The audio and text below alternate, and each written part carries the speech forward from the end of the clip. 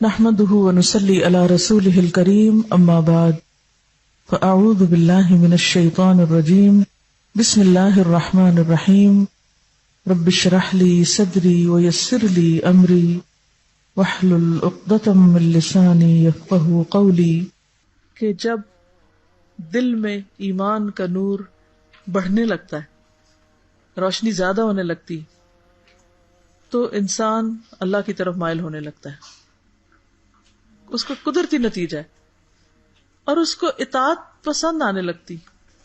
نماز پڑھنا کب مشکل لگتا ہے؟ جب ایمان کمزور ہوتا ہے، اور جب ایمان بڑھتا ہے، مثلاً آپ کسی ایسی محفل سے اٹھیں جہاں آپ کا ایمان بڑھا، تو اس کے بعد آپ کا دل چاہے گا آپ لمبی نماز پڑھیں۔ کیوں ایسا ہوتا ہے کہ حرم میں جا کے آپ کی نمازوں کی کوالٹی اچھی ہو جاتی ہے، یا رمضان میں زیادہ بہتر ہو جاتی ہے، یا پھر تہجد کے وقت زیادہ بہتر ہوتی ہے؟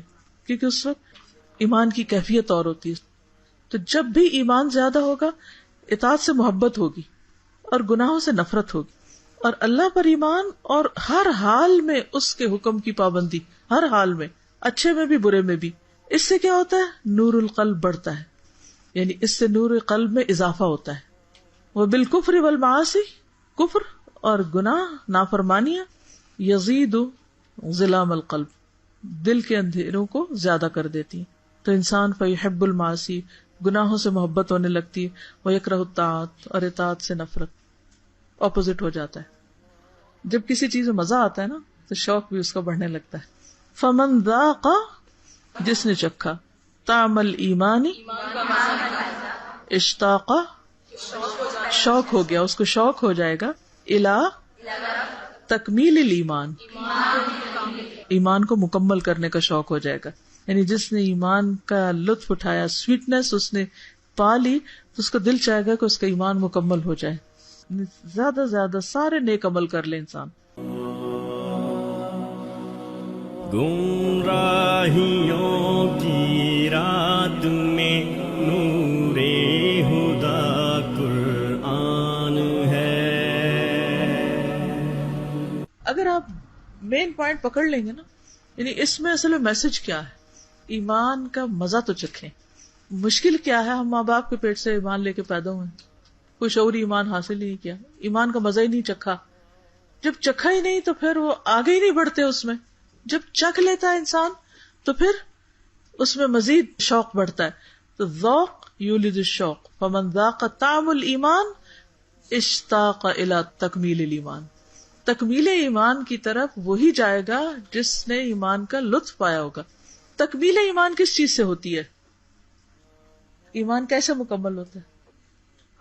من احب للہ وابغض للہ واعطى للہ ومنع للہ فقد استکمل الایمان۔ یعنی پھر انسان کی محبتیں اور نفرتیں اس خاص نقطے کے گرد ریوالو ہونے لگتی ہیں، تب ایمان مکمل ہوتا ہے۔ اس کا جواب ایک اور حدیث میں آتا ہے، جس کو اللہ اور اس کے رسول ہر چیز سے زیادہ محبوب ہو جائیں، اس نے ایمان کی حلاوت پا لی، اور جو کفر کی طرف لوٹنا ایسے ناپسند کرے جیسے آگ کی طرف جانا۔ یعنی اس درجے کا اس کو ایمان اس کے لیے قیمتی چیز ہے کہ کسی حال میں بھی اس کو وہ نہیں چھوڑ رہا۔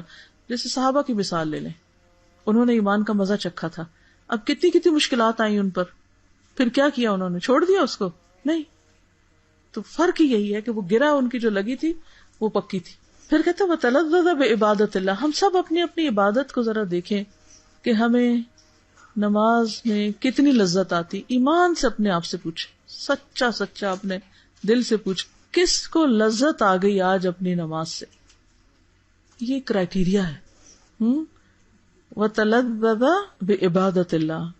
اب آپ دیکھیے کہ اللہ کی عبادت کے لیے انسان کا دل چاہتا ہے کہ میں، جیسے آج صبح مثلاً سورۃ کہف اگر آپ لوگوں نے پڑھی ہو، کیا سر سے اتاری یا مزے سے پڑھی؟ یعنی اس کا ٹائم لے کے پڑھا، اس کو انجوائے کیا ہے، کیا اس میں کہا گیا ہے؟ نہیں، میں نہیں کہتی کہ ہر وقت غور بہت لمبا چوڑا، لیکن ایک خوشی سے پڑھنا اور ایک مجبوری سے پڑھنا، کیونکہ ہم پہلے سے کہتے تھے نہیں آج ٹائم کم ہے، یہ دو نہیں ہو سکتے۔ نیکی کے کام کے وقت ہم ٹائم کم کر لیتے ہیں اور باقی کاموں میں خوب ٹائم نکلتا ہے، لیکن جب تھوڑا سا وہ لذت آنے لگتی ہے نا، تو یہ درجہ جو ہے نا لذت کا، اس کو ایک کرائیٹیریا بنائے کہ لذت آئی کہ نہیں۔ کھانے میں ہم نے بنایا ہوا نا، مزہ آیا کھانا کھا کے، ایسے تھوڑی کہتے ہیں کہ بس ہاں کھا لیا۔ لذت مطلوب ہوتی ہے نا اس میں ہمیں، ٹیسٹ ڈیولپ کرنا پڑتا ہے.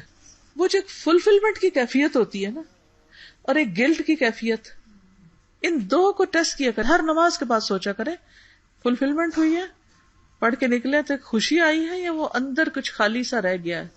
وظہرت شعب الایمان فی حیاتہ وتعلقت روحہ بحیات الملأ الاعلی. بحیات الملأ الاعلی. الملأ الاعلی کیا ہے؟ ملأ کس کو کہتے ہیں؟ سردار. اور اعلی بلند.